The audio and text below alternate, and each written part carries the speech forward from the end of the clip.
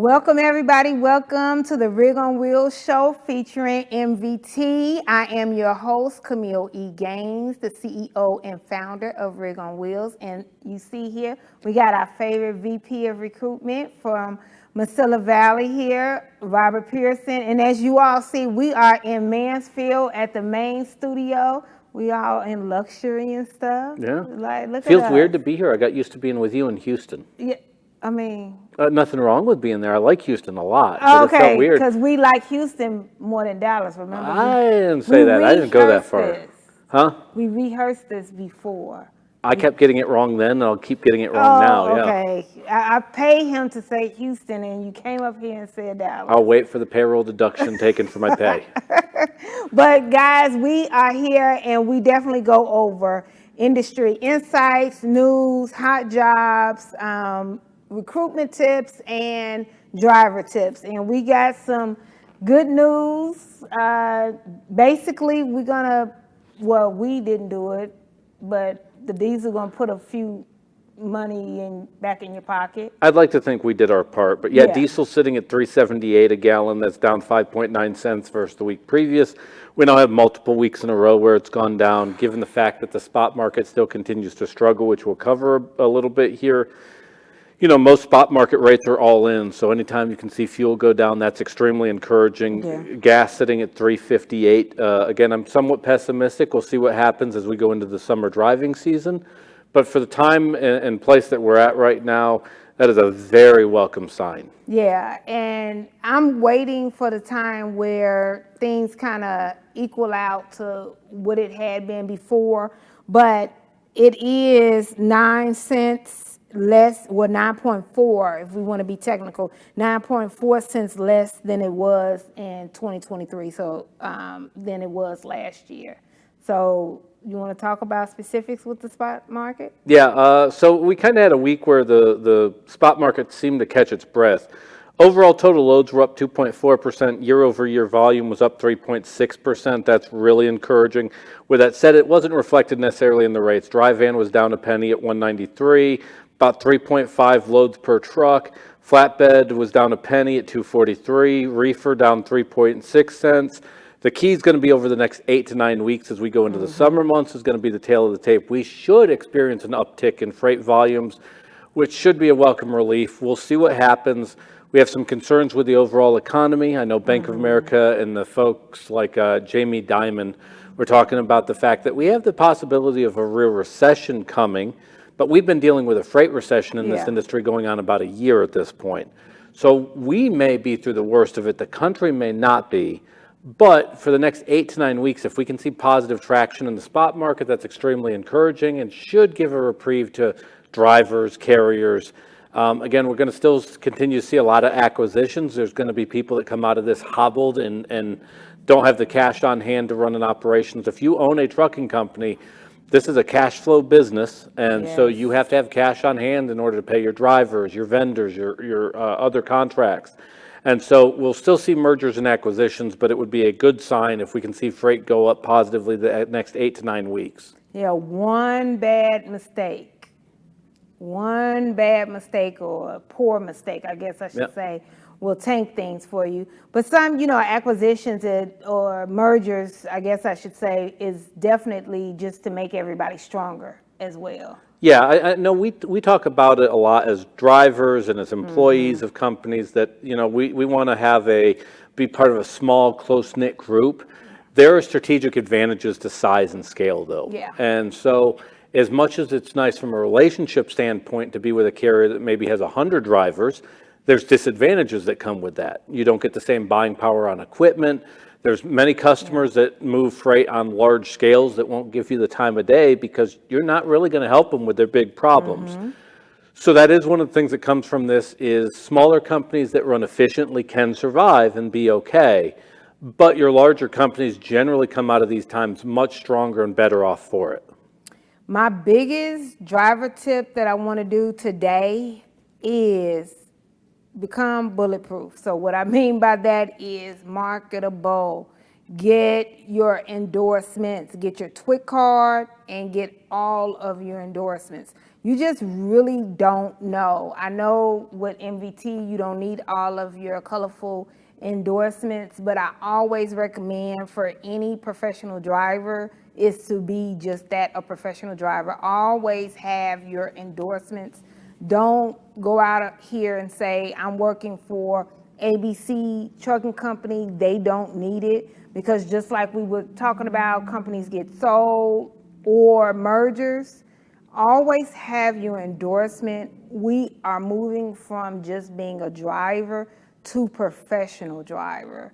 So that means having your endorsements. You want your TWIC card, you want your doubles and triples, you want your tanker, and you want your hazmat.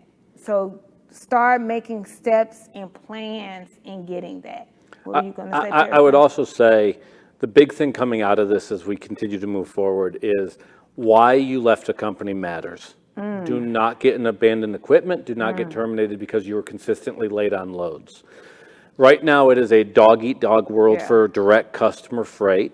And when companies aren't making a lot of money, and most companies, the good companies right now, are just about the break-even spot. They're not making money, but they're not losing money. Bunch of carriers losing money. In this time, one of the things that carriers will be very cautious of is taking somebody that's abandoned a truck, because it's a cost they're going to have to incur if you do it to them. The other part of that is the shipper still owns this relationship at this moment. And so if you were terminated, as an example, for late loads, late deliveries, there was a time about 2 years ago where we would said two people don't get along, oil and water, let's keep moving forward. Where that person can't get hired on right now, because as soon as that VOE or verification of employment comes back with that late delivery, that's a liability to a direct Yes. customer. So I would tell, always invest in yourself with the endorsements, even though Yeah. we don't require them. It's an investment into your future. The other part of that is keep in mind, do not burn bridges. Do not make things go bad as you depart a company. Make sure that you end it as professionally as possible. You can argue that the carrier doesn't do that as equally to you as you do to them, but there's consequences to it right now. The shippers are definitely controlling the relationship right now.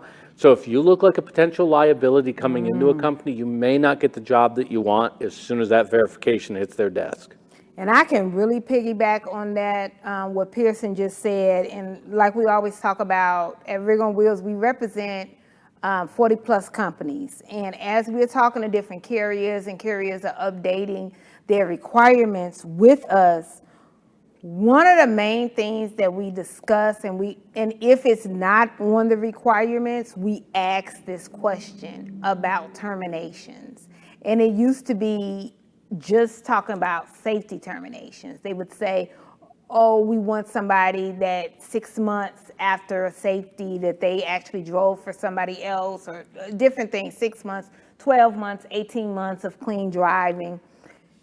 But now it's not like that. They either don't want any, or if they will take it, it's the type of terminations are just weird, like they don't really happen anyway, right?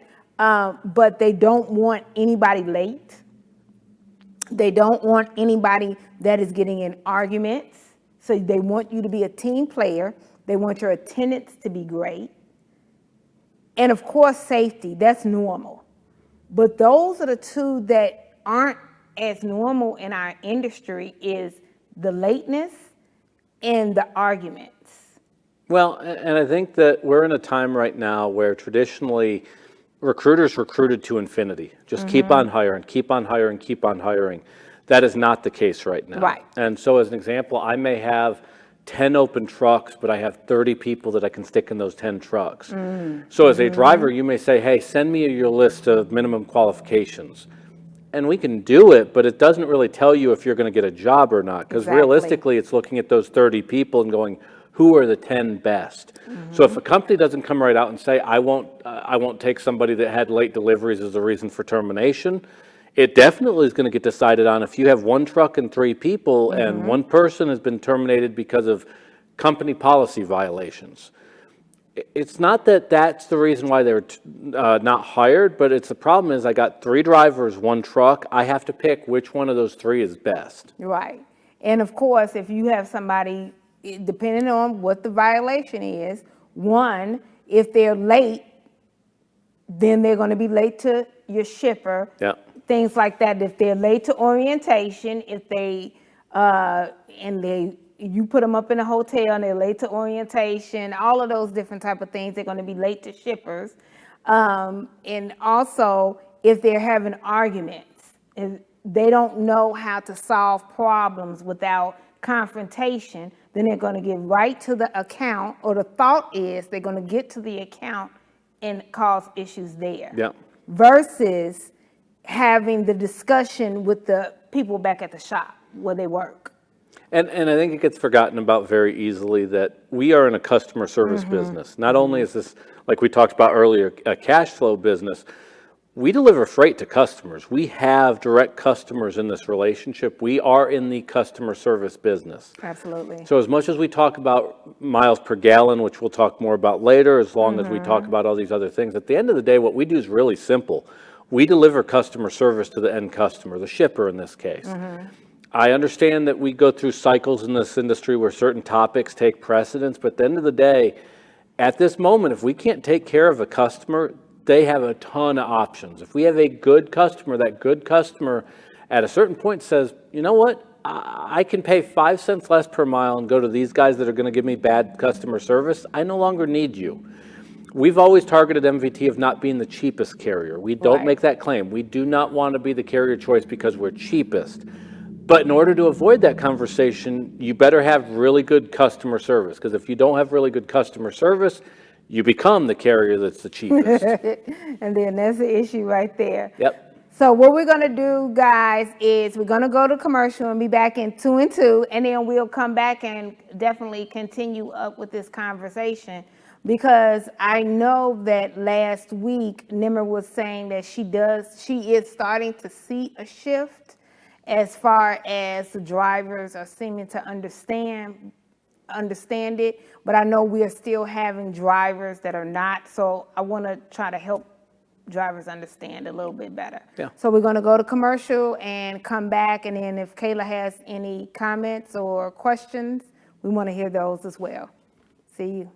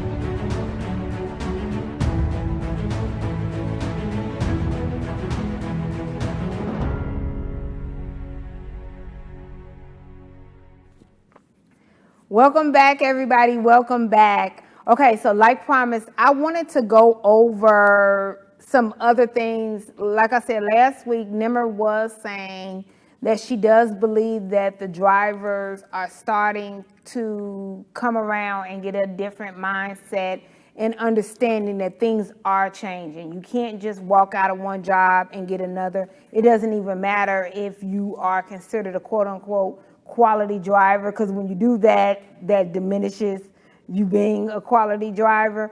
But what are some of the things that you're still seeing? What are some of the things that Ramirez is still seeing? Yeah, I will say that traditionally in our industry, we've done an interesting job of rescheduling drivers for orientation, where traditionally in most roles, as I came to work for MVT as a VP of recruiting in May of 21, my first day I was supposed to show up. If I had called up and said, hey, something came up, car wouldn't start, not going to make it in, there is no second week. Like, there is no reschedule or, hey, come back, we'll try this again next week. Traditionally in our industry, if you're a driver and you no-showed an orientation, you'd still get a call from a recruiter going, how about next week? Can you come in next week? Right. Things have changed. We have to be very protective of the shippers that we currently serve. So generally speaking, we don't reschedule. Right. I can tell you that in a given week, we'll get 4 to 5 drivers a week that will tell us of a death in the family. Has someone died? Possibly. I'm not questioning Right. that. I know 4 to 5 people did not die. At this point, we're on pace to kill 1,200 people this year. Yeah, yeah. So the more. thing about it is in a normal job that's not a driving job, that's been one of those things that, hey, I hope you get things figured out, but we're not rescheduling. I can't afford to do that because I have to protect the freight of the drivers that we presently have. So my big thing is as a driver, if you're scheduling an orientation, be forthright about it. Hey, I do want to come to you and you're my leading carrier, but I'm actually looking at a couple others. Right. Have that conversation. Just be open. You're not going to hurt a recruiter's feelings or the recruiter's feelings that you hurt. You probably don't want to go there to begin with. Have an open dialogue of, I'm absolutely coming to orientation, or I want to get better. I don't know that I can come to orientation.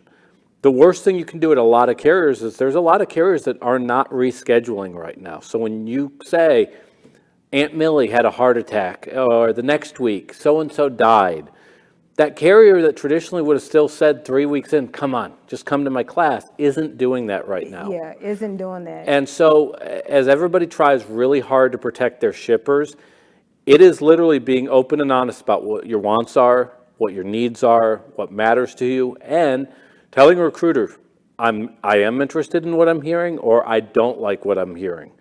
If you go ahead and schedule and then go MIA, that carrier, if they're worth a damn right now and has really good shippers, they're not calling you back. They don't want to work with you. In Right. fact, they will avoid you going forward.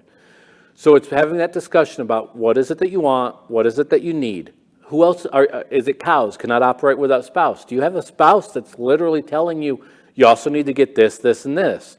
Have that conversation and be honest, be it with your recruiters there or by the time you schedule with MVT or another carrier. Have an open, honest discussion, because the challenge right now is most companies that you know show once cannot take you on. You've given a red flag, and you're now a liability to their shippers. And then as a third-party recruiting agency, we put those type of things in the notes.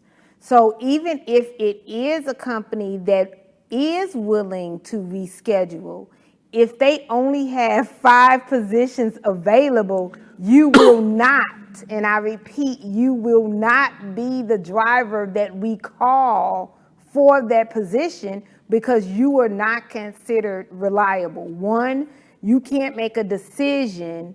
We'll consider that you can't make a decision without your spouse because you haven't had the conversation with your spouse. If you're somebody that has to check with your spouse about a job, I'm not questioning that, but what I am saying is you knew that before you filled out the application.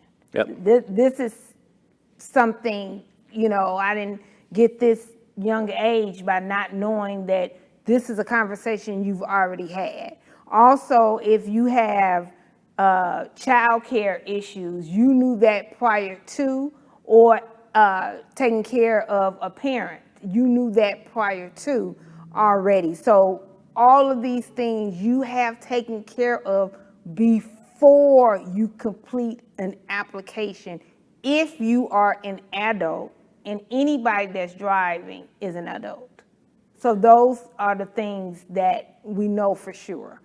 This is a mutual relationship between the driver, the carrier, and the shipper. Yeah. If all 3 of those don't work, if 1 out of the 3 is messed up, this relationship's not going to work. Absolutely. And some of it's being honest with ourselves. Both as a recruiter, I have to be honest with myself. Do I have the job that fits what you're looking for? That is not always the case. There's some drivers that I have to be very realistic on. I do not have the job that you're looking for, and be honest with you about that. As a driver, it's important that you're the same way. Do I like this job? Do I not like this job? Does this work within my life? Am I looking for a job that realistically exists or doesn't exist? If you're a driver with 3 months of experience and you're wanting to make $120,000 a year, I hate to tell you, the job doesn't exist. If you're a driver that wants to get home every night but make OTR money, you may find it in 3 years, but you're not going to necessarily find it right now unless you live in just the right location and the right circumstances that exists. We have to be honest with ourselves. We have to look at it, and it's the advantage of working with Rig on Wheels. You do have multiple carriers. Yeah. So instead of you making 40 plus phone calls, you're able to say, hey, here's where I live, this is what I want, this is my skill set, and really take what would be a week-long process and squeeze it down into a couple of hours.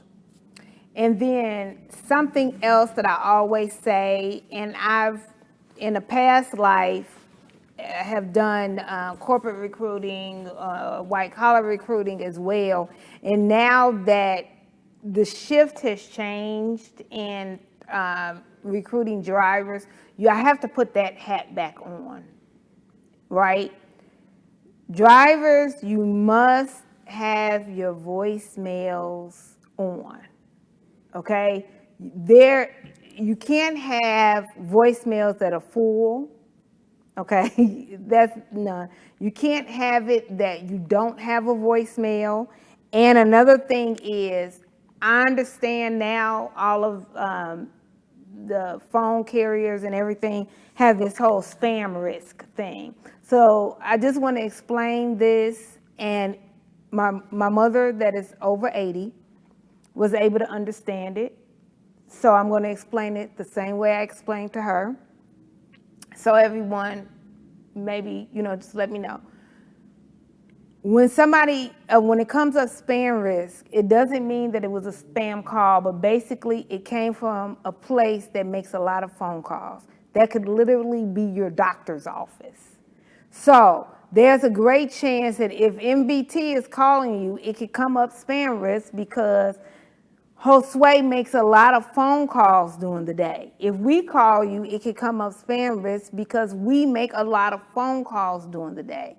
Anybody, your kid's school call you, it can come up spam risk because of the same thing. My mom's doctor's office calls, the same exact thing can happen. So if you're filtering those calls and or not answering those calls, that can actually be the call. And people get tired of the whole phone tag thing.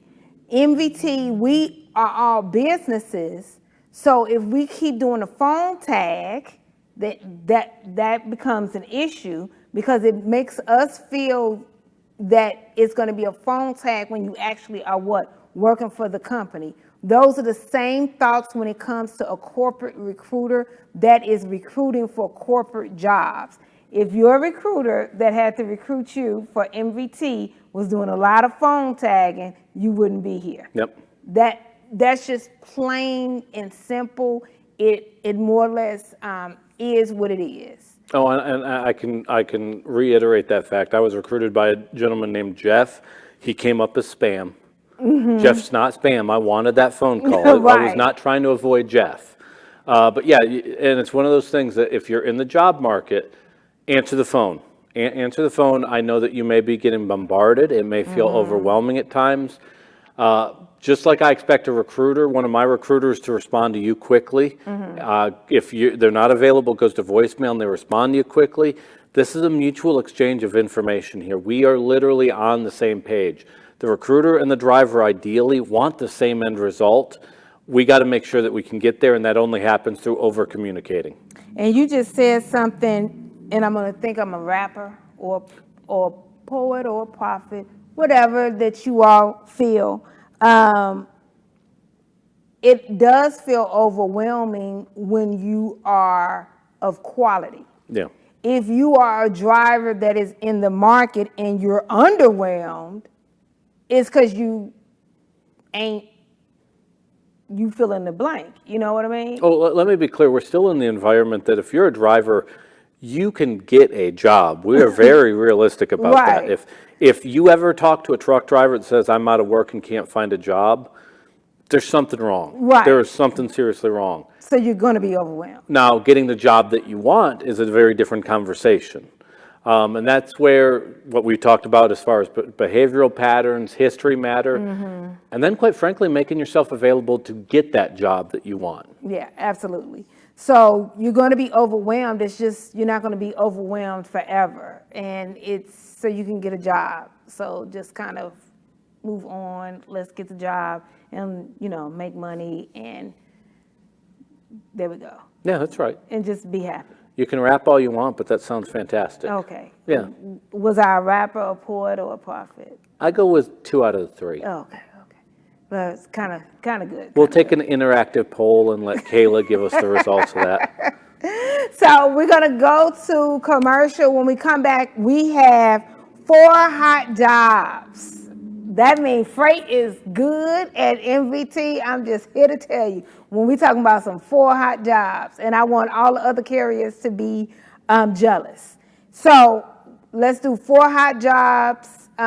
Let's be back in 2 and 2 or 2 and 3.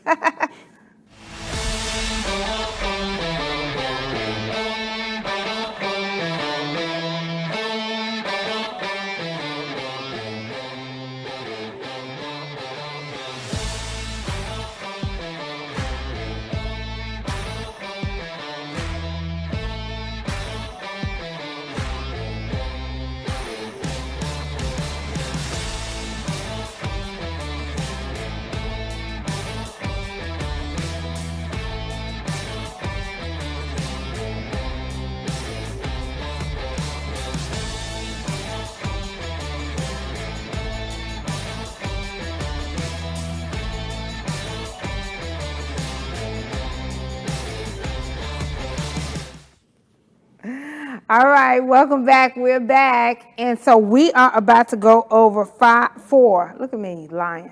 4 hot jobs. So which one you want to put up there first, Vanna? Division 130. Good deal. Tall miles and really nice length of haul. One of the lengths of hauls for the week's generally going to be about 1,500 miles, as you can see on the map there on your screen. Division 130 does real well, averaging about $1,600, $1,700 a week, 80% drop and hook, all no-touch freight. Running a lot of places out of Phoenix, Albuquerque, Las Cruces, DFW, El Paso, San Antonio. Going to have a really nice length of haul on that, out 10 to 14 days at a time. Very consistent, and like I will point out, our version of the Northeast is not the same as other people's version of the Northeast. We'll go to central Pennsylvania, occasionally upstate New York. We are not going to New York City. We are not going to New England. We don't get involved with any of that. But it allows you some really nice length of haul, and I can tell you the majority of the customers on this particular division are direct customer freight with relationships that we've had with shippers for 10 plus years. If they see the big blue beast roll into their yard, they've seen us before, they know who we are. Very attractive job. Again, that's about $1,600 to $1,700 a week. Really attractive rate per mile on that. That's one of those that as you call in the rig on wheels, you're going to want to discuss. Again, if you live in Phoenix, Albuquerque, Las Cruces, El Paso, Dallas, Fort Worth, or Houston, San Antonio, excuse me, you're going to have a lot of opportunities there. Our biggest pool of drivers on this division tend to be out of the DFW market, where in this market we have 2 separate terminals or drop yards. We have a drop yard out of Saginaw, which is over on the northwest side of town, excuse me, and out of Hutchins, Texas, down there in the southeast part of the DFW area. So if you live within 75 miles of either of those yards, this division tends to be our most popular division out of the DFW area. Okay, love it. And are you taking teams out of there? We'll take teams from all of our divisions. Okay. So any division that we have that we advertise that we're looking for drivers, we also have team opportunities available. Teams tend to do very well in 130 as well. But like Kayla was bringing up on the screen, I think she was pulling up Division 230.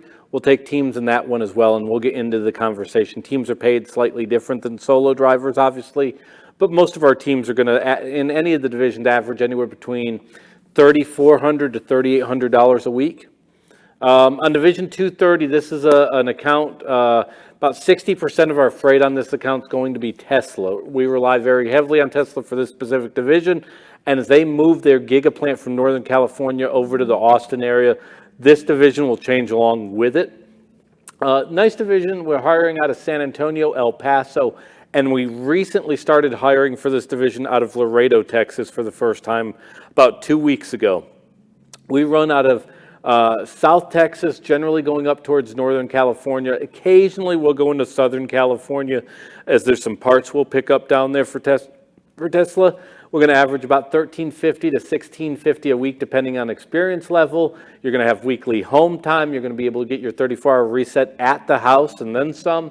Again, this is generally, if you talk to the recruiter and say, I want the division for Tesla or Division 230, they'll know what you're talking about. really attractive running area. And a lot of the people that get our MPG bonus that we'll talk about later in the show, Division 230 is one of those divisions that they tend to do very well. It's not the only division that gets that, but 230, because of those Santa Ana winds coming out of California, tends to get real good fuel economy, which gives you an added benefit as you try to become the winner of the best MPGs on the fleet to get the car that we'll discuss later. I like 230 because it's just the automotive one. I like the automotive one. And Tesla's great for us. Tesla's a great shipper. They love our drivers. We've got numerous awards from them. And this is one of those that as long as we can deliver the customer service we generally do to Tesla, this division will continue to be busy for the foreseeable future. Love it. Love it. You love Tesla, Tesla loves us. It's a symbiotic relationship. Division 410. So if you live out of Nashville or Lexington, Kentucky, this is we describe as the upper part of the Southeast or the lower part of the Great Lakes states. So you'll see a lot of Tennessee, Kentucky, northern Georgia, northern Alabama, and Mississippi, a little bit of Arkansas, Missouri, southern Indiana, Ohio. You're never really going to be too far from home. Pays about $1,650 a week. On average, our drivers are averaging about $85,000, $86,000 a year on this one. Again, weekly home time. There's a productivity bonus of up to 2 to 5 cents a mile. So as an example, let's say you have a month where you have no tickets, no accidents, no late deliveries, always leaving the house on time. We will add 2 cents, as long as you ran 10,000 miles for the month, retroactively we'll add 2 cents a mile. If you run 12,000 miles for the month, which is kind of what the average person is doing on this division, we'll retroactively make it 5 cents additional on all your miles. So when I say they're averaging 85 to 86, if they're also hitting their monthly bonuses month in and month out, they're going to be closer to about $92,000 to $96,000 a year because of that bonus added to it. And this is the one where Nashville is 50 miles and Lexington is 30? Yes, absolutely. And so you need to live close. We have a terminal. The orientation will take place right there in Nashville. So additionally, if you are watching this and you live in the Nashville area, you'll be doing orientation right where you live, which is extremely convenient. Yeah, I bet they like that one. And then we got one left, the 430. I think this is probably my absolute favorite. I like to call this the stress-free division. Literally, if you live in Jacksonville, you've talked to every recruiter under the sun, and they're all trying to do the same thing. To get you to go up I-95 to the northeast, or to go up I-75 and deal with the beltway around Atlanta, which is not fun if you've never done it before. Division 430, you don't have to deal with much in the way of weather. It's easy running area. The only spot you're going to hit traffic really is around Houston. You're going to run I-10 out of Jacksonville going to Houston, and then from Houston to Laredo, and from Laredo making your way back to Jacksonville. You're generally going to take 4.5 to 5 days to do that round trip. So it's weekly home time, very attractive running area. We have Lowe's, Walmart, and about 5 other accounts that really make this worthwhile. The vast majority is drop and hook. Again, we touch no freight. We are not requesting our drivers to be a lumper. Your expertise behind the wheel is what separates you from other drivers on the road. So you're not going to have to operate a forklift. You're not going to have to unload any of the freight. And this is a division that I-10 is probably the most attractive running lane in the country.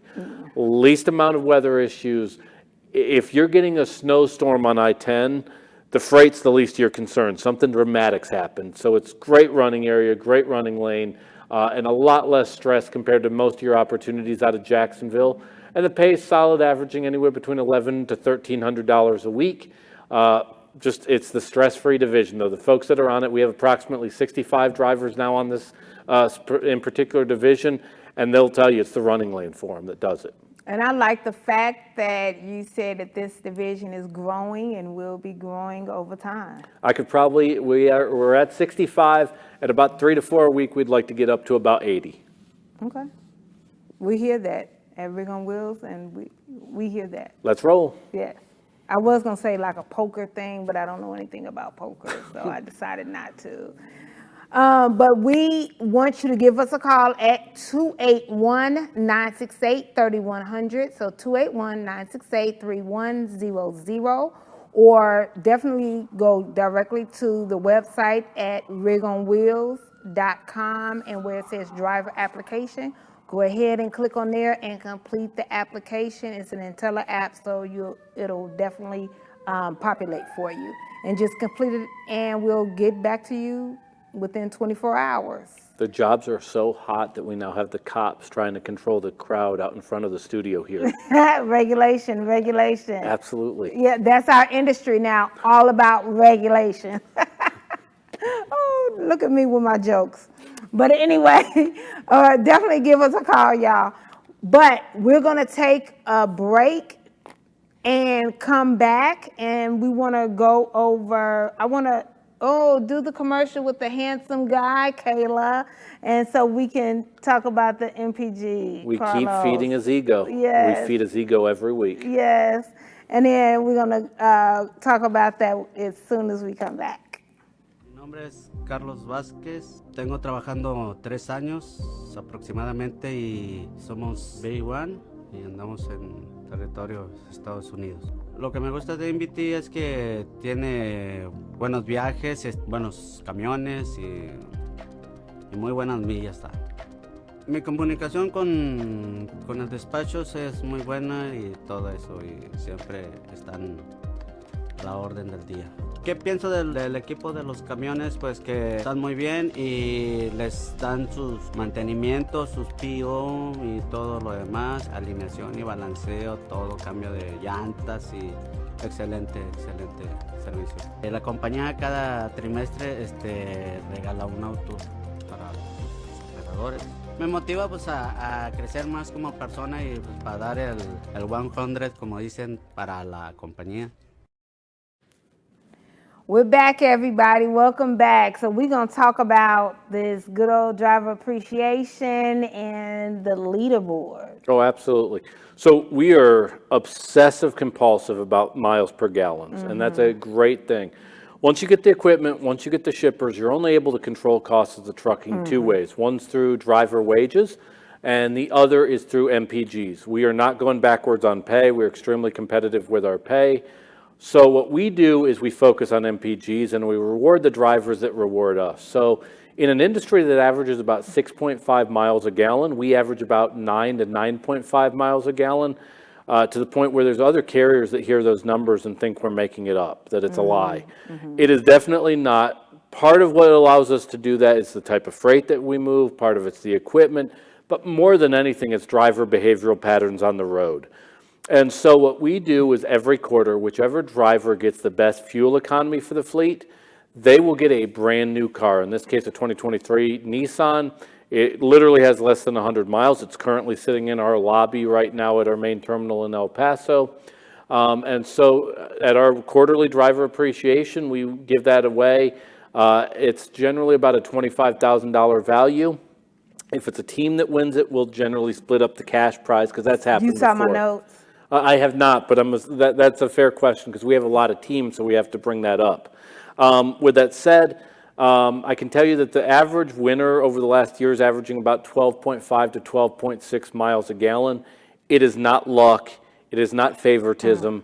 It is literally the fact that the driver got very serious and very competitive about it. We've had people that are 20-year vets with us win it. We've had people that were 9-month vets with us that have won this competition. Additionally, whoever gets the best fuel economy for the year gets $25,000. We have a driver that's won it 5 times out of the last 20, so he's basically given himself an extra $125,000. Roberto Sandoval is a great guy and has referred 9 or 10 drivers to us at this point. So the key with it on our end is we want you to win. The fleet managers are competitive about it. They want their drivers to win.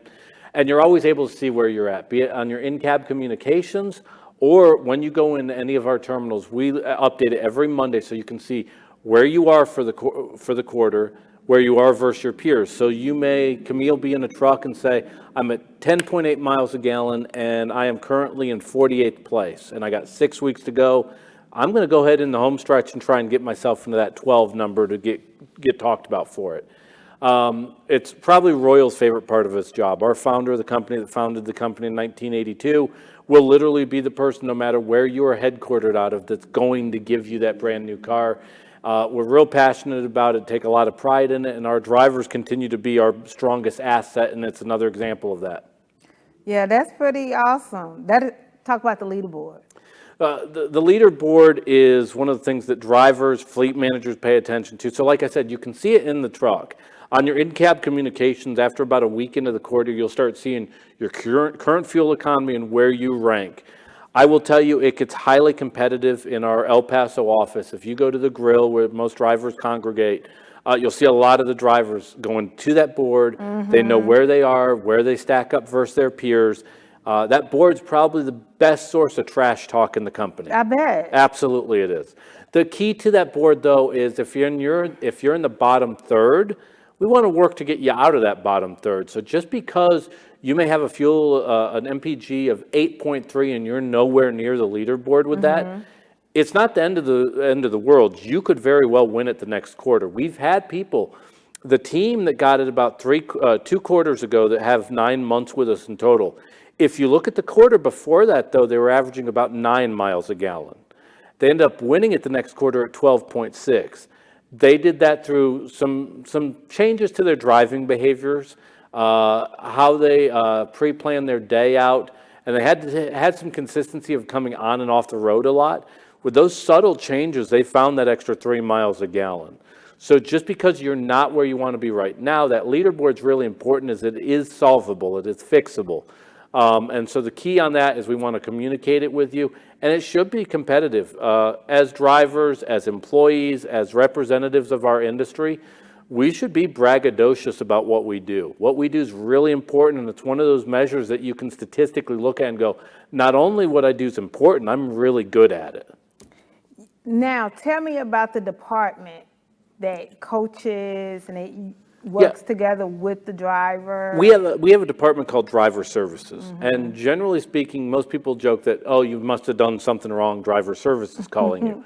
That is not the case. We work on long-term career development for any of our drivers as well as in-office personnel.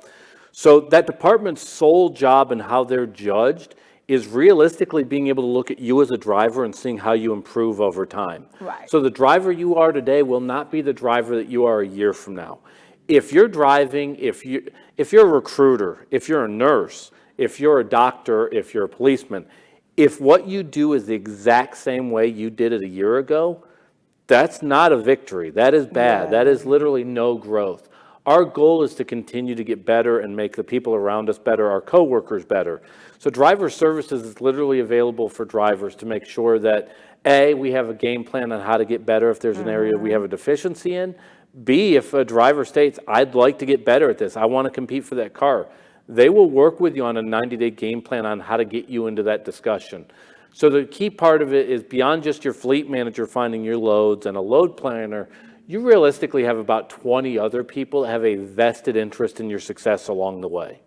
Absolutely. I love that. Oh, it is an easily overlooked department, but is integral in us having an industry, a turnover that's lower than the industry average, B, having drivers that are true professionals, and C, most importantly, why our success in a number of categories today is dramatically better than it was 12 months ago, 24, 36 months ago, et cetera.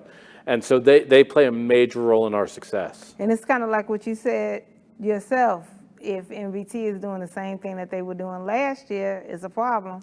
We got to adapt or die. Yeah. Unlive. Yeah, true. Unlive. Kayla, you got some questions? I see you texting me saying you got some questions. All right. My first question is about Division 230. We can't hear you. They can hear me. Oh, they can hear you? Yes. With Tesla stocks Well, fluctuating. Wait a minute. So, Pierson can hear you. Kayla, if you scream really loud, I can hear you. With Tesla stocks fluctuating, do you foresee that route changing, or you think that it's going to continue being a hot job, a hot division? It'll continue to be a hot job. And the caveat that I will tell anybody when it comes to stocks, if you're checking your stock price every single day, you do not need to have stocks. Yeah. Unless you're a short-term day trader, stocks fluctuate wildly for a number of reasons. Tesla stock will go up, Tesla stock will go down. their stock is down and suppressed at this moment on this end, but from a long-term strategic standpoint, in particular, based off of the geography in the U.S. of where we are covering for them, I do not see it going down at all. And based off of the freight levels that we've seen, to be honest, while their stock price has gone down, their freight levels for us have been going up at the exact same time. So I always point out, stock price is not always representative of the value of a company. Yeah. And it's highly fluctuates due to a number of other factors. But ironically, as their stock price has gone down, our freight levels have gone up. I like that question. That was a really good question. It is. That was a good question. You got another one for us, Kayla? Yes. What is the pay structure? Is it based on mileage or percentage of the load for most of your divisions? Yeah. We do pay mileage. The challenge as a company driver, and I've worked at a carrier that did pay percentage of load, is you end up running a lot of free miles on your empty miles. Doesn't mean that it can't work, and there's certain niches of our industry that are more prone to be paid from a percentage standpoint. With that said, we pay on a per mile basis, which means we don't run empty very often. We generally are trying to run less than 10% of our miles on empty. But as a driver, you don't have control over that. You may have 5% empty miles, you may have 25%. Very rarely as a driver do you have direct control over that, but you should be paid the same as though you're loaded. That's on us as a carrier, not so much as the driver. So be it empty miles. Now, with that said, when we get raises, our drivers get raises. So the freight's not gone up dramatically in rates this past 12 months, but we've not taken pay away from any of our drivers. With that said, in 2022, when all the rates were going up, there's a reason why we did about 18 different raises across our various divisions. Because when we got raises, our drivers got those same raises and we passed the money on. Any other questions, Kayla? All right. My last question is, how often do you update the equipment in your trucks? Yeah, so generally every 3.5 to 4 years, we are in the process of bringing on 700 brand new international LDs. They're phenomenal pieces of equipment. We call them the Blue Beasts. They are extremely comfortable, but part of that comes into the preventative maintenance and taking care of the equipment that we have. Our oldest trucks right now would be 2020 and are slowly being phased out as the next 700 come in. I think that's it for all the questions. Kayla, do you want to make up any? No, we're good. We're good. No, that was some good questions. Somebody wanted to really know some really good questions, and I was just writing down some notes here. But that's some really good questions. What I want to do, and that takes us right into the segment of talking about the equipment. So before we do that, let's go ahead and do the commercial with Extremely Tall Human. And what I really like about this commercial is it shows how big the condo is. So it does show how big the area is, how much can actually be put in there, because he's not a short guy, you know, and the fact that the MVT trucks are built for teams, even if it's a solo in there. So if you can please run that commercial, Kayla, that would be amazing.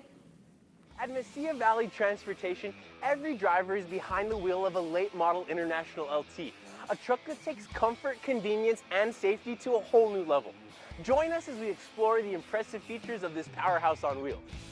The open road is full of surprises, and sometimes that includes unexpected encounters with wildlife. But worry not, the International LT has you covered. The front end protection guard offers an extra layer of defense, protecting you from animal strikes. Drive with confidence, knowing that you're shielded from the unexpected. We all know how important it is to keep our batteries charged, and our International LTs have your back. The Cummins X15 is equipped with an auto start feature, ensuring that your batteries are automatically recharged when they run low on volts. It's a seamless process that keeps you powered up and ready to hit the road. Disc brakes and an engine brake provide reliable and safe stopping power when you need it most. You can have peace of mind knowing that you're in control. Safety is at the forefront of what we do. Our International LTs are equipped with top-of-the-line safety features to ensure your well-being while out on the road. These tractors are equipped with Bendix Fusion protection collision mitigation, and lane departure warning. Achieving good fuel efficiency deserves recognition. With the International LT, your efforts don't go unnoticed. When you consistently achieve impressive miles per gallon, the International LT rewards you with increased speed. It's a little extra motivation to keep you pushing for better fuel economy. After a long drive, you're ready for a well-deserved break. With the International LT, you can enjoy your rest period in absolute comfort. Thanks to its auxiliary power unit, you can keep the driver's cabin heated or cooled just the way you like it. No matter the weather outside, you'll always find your sweet spot within our International LTs. The International LT understands that comfort extends beyond driving.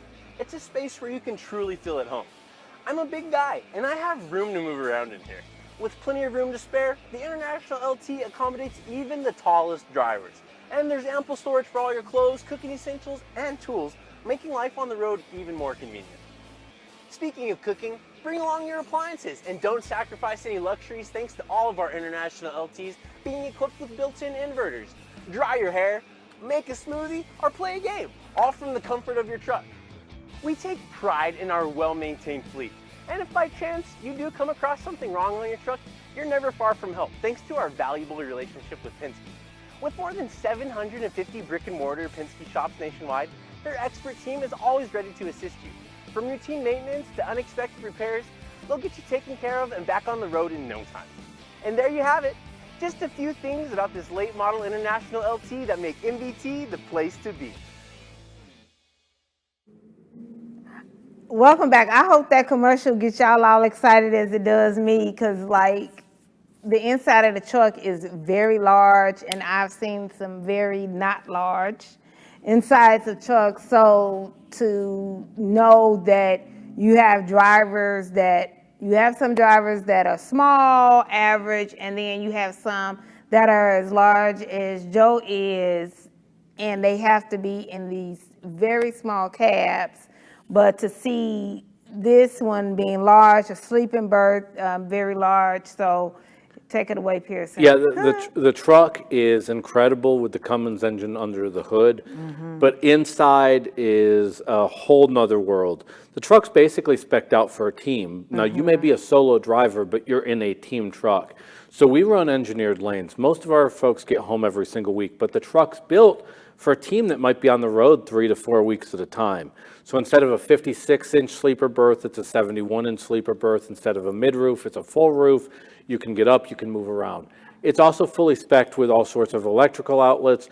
You don't need to bring a power inverter for the truck. That APU, that power feeds into it, and at any given time you have 4 different outlets.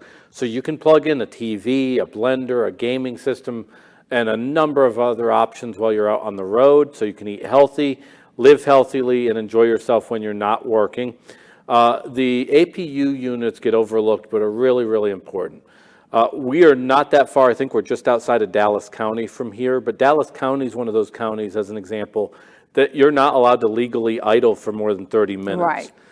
That's a horrible option. If you don't have an APU and you can't idle, your only other option is to go to the Flying J and hook up to the idle air, which generally runs $40+ a night.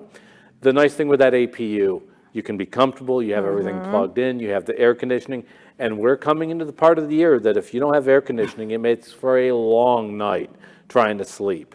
So the truck allows you to be comfortable, and it gives you the power under the hood that there's not a load that we haul that you're not going to be able to go down the road comfortably.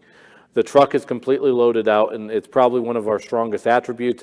It's one thing to hire the best drivers. It's one thing to have some of the best shippers.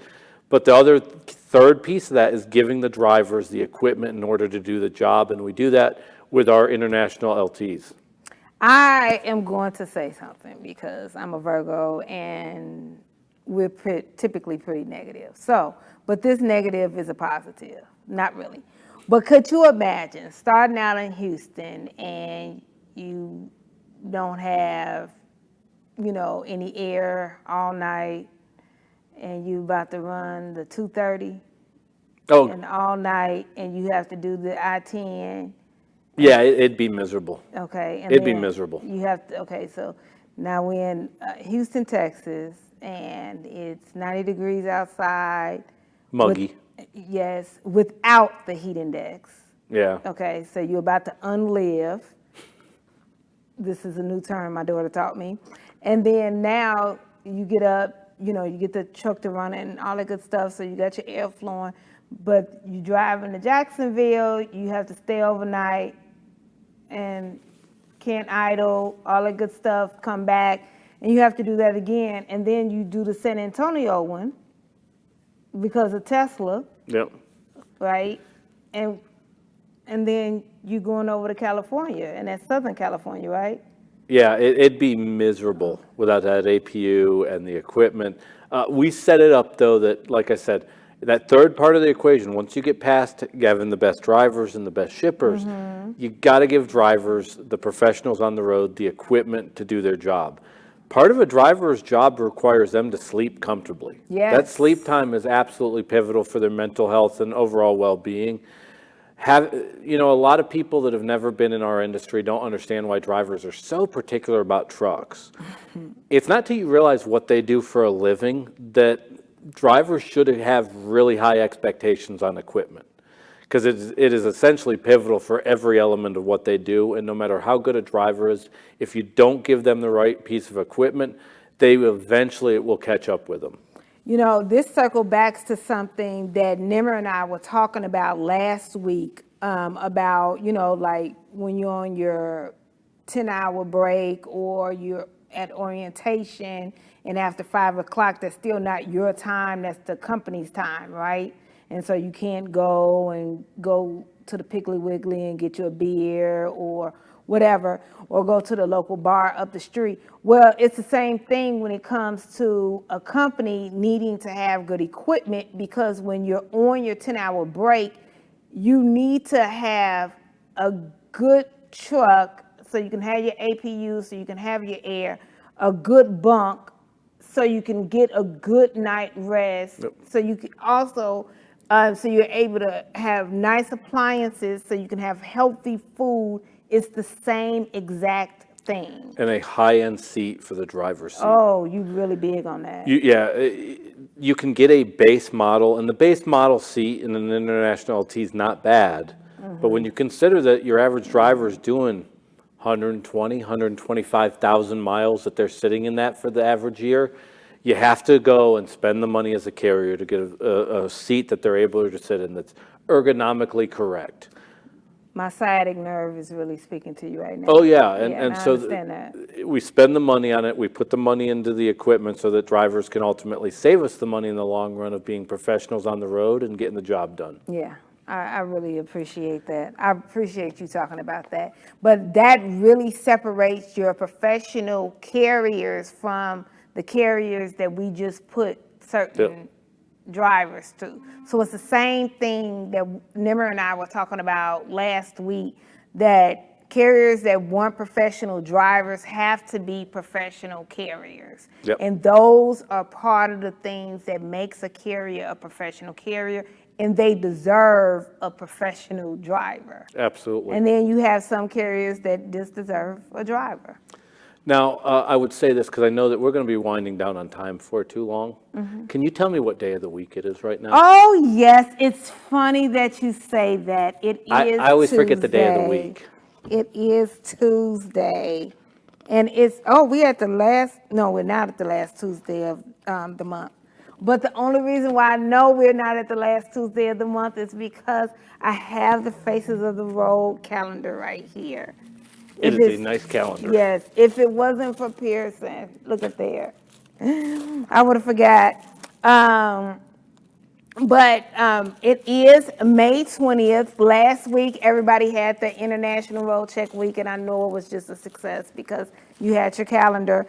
But we have the Faces of the Road. Next week is the last Tuesday, and then next month starts June, so we will be excited about that. And speaking of Pretty heat, picture. yes, and speaking of heat, that is when summer starts. Yep. And I know that not because Houston is already at 100 degrees, but because it says it on the calendar. So when you get your calendar, on the back, it has the quote which says, inclusivity is our fuel, diversity is our engine, and unity is our destination.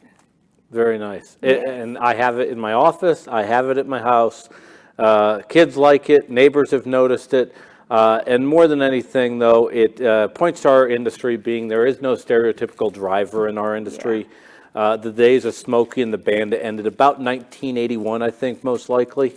And so you will see it's a good inclination for your kids. In the case of my kids, you get to see our industry doesn't have just one type of driver. They come from all walks of life, all religions, all races, nationalities. Very cool calendar on that end, and really sharply done. Very crisp pictures in each month. Yeah, and we can't wait to get your feedback so you can kind of tell us what you want in your calendar for next year, because we're going to start working on the calendars for next year pretty early based on like your feedback and what you want in the calendar. You said it was Tuesday, though. It is Tuesday. Oh, good, because that's why I need to know that day. Yeah, So I'm glad I asked. it is Tuesday. It is Tuesday. So thanks, everybody, and we will be, we're going to be in Houston next week. Yeah. The better city. Other Texas city. Yeah, Other Texas but city. you know, you made not a typo, but a speako. When you not a typo, is a speako. What is it? I'm still getting over unalive. My daughter taught me that. Unalive, yes. That's the politically correct term for dead. Yes. Yes. Okay, yes. So unalive, but we will be alive in Houston next week, Tuesday at 3 p.m. Central Standard Time. Let's roll. Remain undead. Yes, remain undead. That's very important.